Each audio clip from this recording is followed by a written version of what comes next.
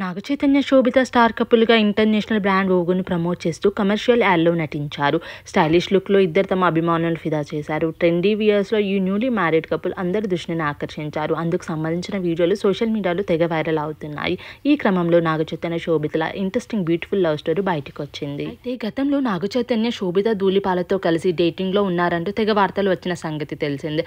వారు లండన్లో కలిసి డిన్నర్ చేసిన ఫోటోలు కూడా లీక్ అయ్యాయి. అందరూ ఊహించినట్టుగానే రూమర్లు పుట్టుకొచ్చినట్టుగా ఇద్దరు తమ రిలేషన్షిప్ ని కన్ఫర్మ్ చేశారు. 2024 ఆగస్టు 8న నిశ్చితార్థం చేసుకున్నారు. ఆ తర్వాత 2024 డిసెంబర్ 4న అతి కొద్ది సన్నిహితుల మధ్య పెళ్లి చేసుకున్నారు. ఇలా ఉంటే చైతన్య ఫస్ట్ శోభితని ఎలా కలిశారనేది, ఎలా వీళ్ళిద్దరూ ప్రేమలో పడ్డారనేది ఇప్పటికే ఆసక్తికరంగా మారింది. తమ ఫస్ట్ మీట్ పై శోభిత రీసెంట్ ఇంటర్వ్యూలో తెలిపింది. చైతన్యనే మొదట తనను ఇన్స్టాగ్రామ్లో ఫాలో అయ్యాడని చెప్పింది. చైతు అప్పటికి కేవలం 70 మందిని మాత్రమే ఫాలో అవుతూ ఉండేవారని, అందులో తనను కూడా ఉన్నానని చెప్పింది.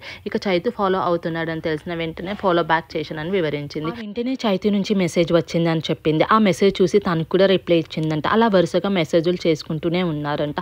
ఇలా కన్వర్సేషన్ కొనసాగుతుండగానే నాగచైతన్య ముంబైకి ఫ్లైట్ టికెట్ కూడా బుక్ చేసుకున్నారని తెలిపింది.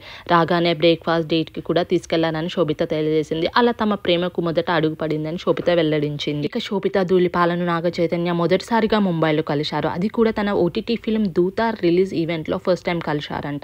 అక్కడి నుంచి ఇలా వారి ప్రయాణం మొదలైందంటే ఇక బ్రేక్ఫాస్ట్ డేట్ తర్వాత నాగచైతన్యని శోభితని పెళ్లి చేసుకుందామని కూడా అడిగారంట.